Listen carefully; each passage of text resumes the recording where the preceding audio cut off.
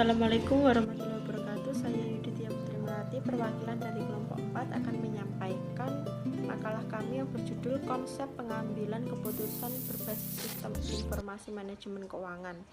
Kami terdiri dari 4 orang. Yang pertama saya sendiri, Yudhitya Putri Melati. Yang kedua Rizka Margareta.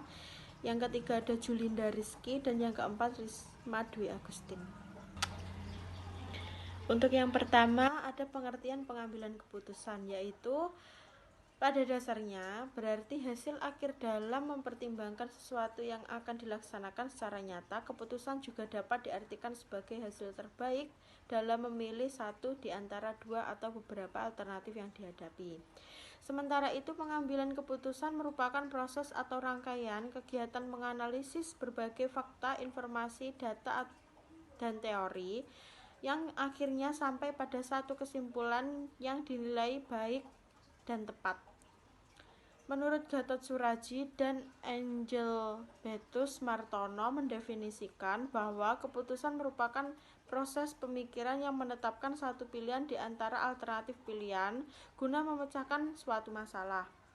Dari beberapa definisi para ahli sebagaimana yang telah dipaparkan di atas, dapat dipahami bahwa pengambilan keputusan adalah proses pemilih salah satu alternatif terbaik di antara sekian banyak alternatif yang ada, yang dilakukan dalam rangka menyelesaikan masalah.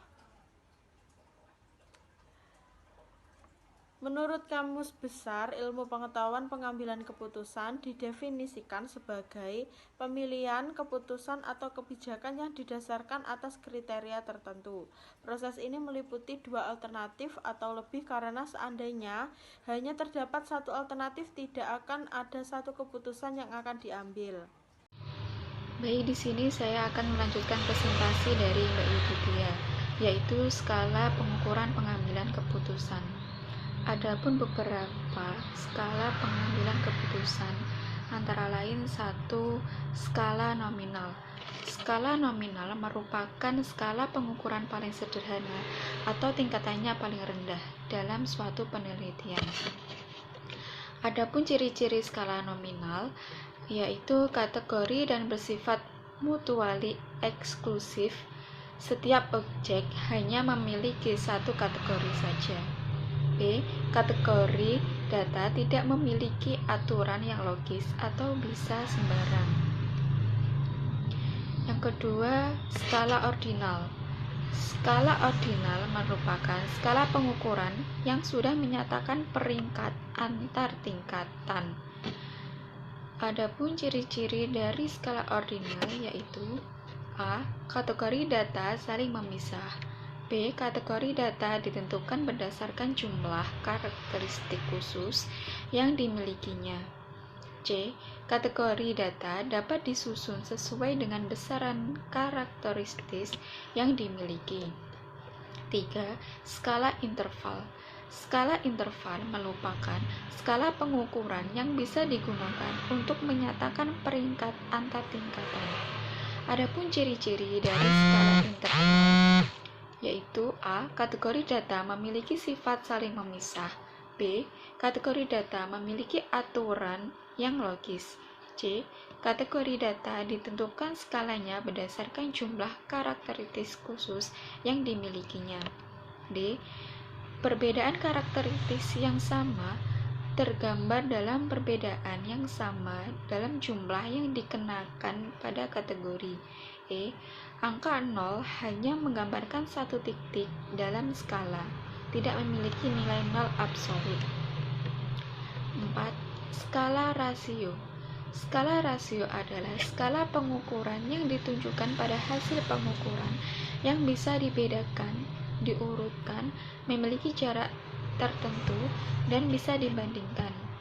Skala rasio merupakan tingkatan skala paling tinggi dan paling lengkap dibandingkan skala-skala lainnya. Saya, Julinda Rizky Prasiwi, akan melanjutkan materi dari Mbak Rizka, yaitu tentang dasar-dasar pengambilan keputusan. Menurut George R. Terry, dasar pengambilan keputusan ada 5. Poin pertama yaitu intuisi. Keputusan yang diambil berdasarkan intuisi atau perasaan yang bersifat subjektif, mudah terkena sugesti, pengaruh luar, dan faktor kejiwaan lain. Sifat subjektif dari keputusan ini mempunyai beberapa keuntungan, yaitu satu, pengambilan keputusan oleh satu pihak sehingga dengan mudah untuk diputuskan. Yang kedua, keputusan intuisi lebih tepat untuk masalah-masalah yang bersifat kemanusiaan. Poin 2, ada pengalaman. Pengalaman dapat menjadi pedoman dalam menyelesaikan masalah. Keputusan yang berdasarkan pengalaman sangat bermanfaat bagi pengetahuan praktis. Pengalaman dan kemampuan untuk memperkirakan apa yang menjadi latar belakang masalah dan bagaimana cara penyelesaiannya sangat membantu dalam memudahkan pemecahan masalah. Poin 3, ada fakta. Keputusan yang berdasarkan fakta atau informasi yang cukup merupakan keputusan yang baik dan solid. Namun, untuk mendapatkan informasi yang cukup itu sangat sulit. Poin 4, ada wewenang. Keputusan yang berdasarkan wewenang akan menimbulkan sifat rutin dan mengasosiasikan dengan praktek diktatorial. Keputusan berdasarkan wewenang kadangkala oleh pembuat keputusan sering melewati permasalahan yang seharusnya dipecahkan justru menjadi kabur atau kurang jelas. Yang terakhir ada rasional. Keputusan yang bersifat rasional berkaitan dengan daya guna. Masalah yang dihadapi merupakan masalah yang memerlukan pemecahan secara rasional. Keputusan yang dibuat berdasarkan pertimbangan rasional lebih bersifat objektif. Dalam masyarakat, keputusan yang rasional dapat diukur apabila kepuasan optimal masyarakat dapat terlaksana dengan batas nilai masyarakat yang diakui pada saat itu. Assalamualaikum warahmatullahi wabarakatuh. Baik, saya Risma Dwi Agustin NIM 016 akan melanjutkan presentasi dari Mbak Julinda Rizky Prasiwi, yaitu materi terakhir, faktor pengambilan keputusan menurut para ahli antara lain yang A, menurut George R. Terry antara lain 1. Hal-hal yang berwujud maupun yang tidak berwujud, yang emosional maupun yang rasional perlu diperhitungkan dalam pengambilan keputusan. Yang kedua, setiap keputusan harus dapat dijadikan bahan untuk mencapai tujuan. Yang ketiga, jarang sekali pilihan yang memuaskan, oleh karena itu buatlah alternatif-alternatif lainnya.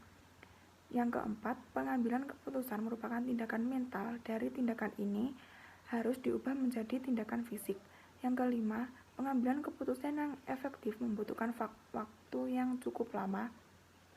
Yang keenam, diperlukan pengambilan keputusan yang praktis untuk mendapatkan hasil yang lebih baik.